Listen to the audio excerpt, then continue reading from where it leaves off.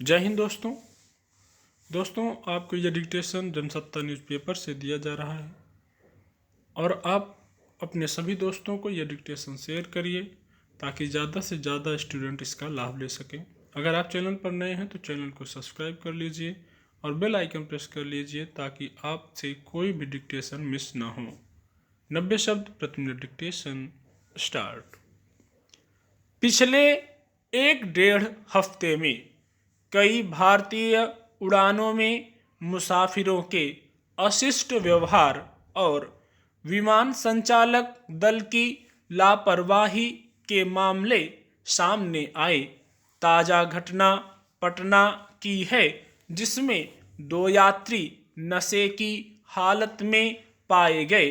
वे नशा करके विमान में चढ़े थे और जब पटना हवाई अड्डे पर उनकी सांस जांची गई तो तथ्य सामने आया कि उन्होंने मदिरा पान कर रखा था। उनके खिलाफ कानूनी कार्रवाई की गई, मगर सवाल है कि जब वे नशा करके या कोई नशीला पदार्थ साथ लेकर दिल्ली हवाई अड्डे पर पहुंचे तब वहां के कर्मचारी इस तथ्य की जांच करने से कैसे चूक गए। इसके अलावा पिछले दिनों 2 घटनाएं हुई जिनमें मुसाफिरों ने ऐसी अशोभन हरकतें की जिन्हें संचालक दल की सावधानी से रोका जा सकता था। न्यूयॉर्क से दिल्ली आ रहे एयर इंडिया के विमान में एक यात्री ने एक महिला सहयात्री से नशे की हालत में अभद्र व्यवहार किया। वह हवाई अड्डे से आसानी से निकल भी गया। फिर दिल्ली से गोवा जा रहे गो फर्स्ट के विमान में एक विदेशी सैलानी ने विमान परिचारिका से छेड़छाड़ करने की कोशिश की।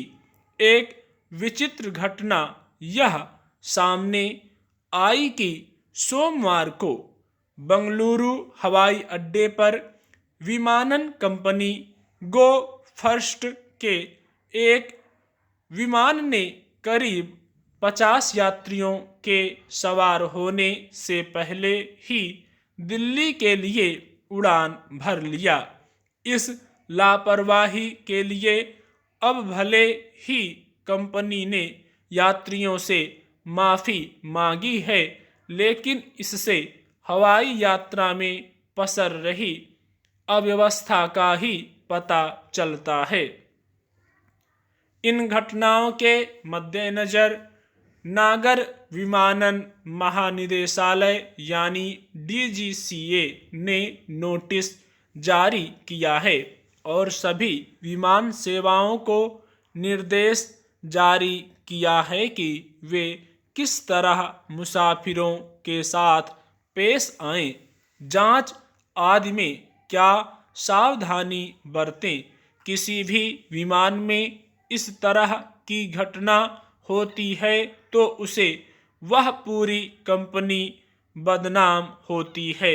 इसलिए इन विमान कंपनियों ने निस्संदेह खुद भी कुछ सावधानी बरतने के उपाय किए होंगे, मगर सवाल है कि इस तरह की घटनाओं की नौबत ही क्यों आ रही है। इसकी पहली वजह तो यही है कि प्रतिस्पर्धी कारोबार के चलते तमाम निजी विमानन कंपनियां मुसाफिरों को आकर्षित करने का प्रयास खूब करती हैं और इसमें किराए को लेकर सबसे अधिक बदलाव किए जाते हैं।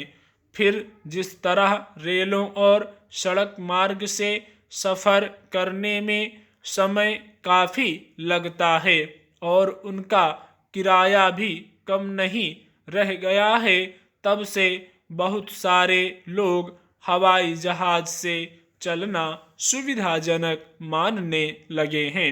निजी विमानन कंपनियों को उड़ान के घंटे और अपने बेड़े में विमानों की संख्या बढ़ाने संबंधी नियमों को भी पहले से काफी लचीला बना दिया गया है, जिसके चलते अब छोटे छोटे शहरों के लिए भी विमान सेवाएं शुरू हो चुकी हैं।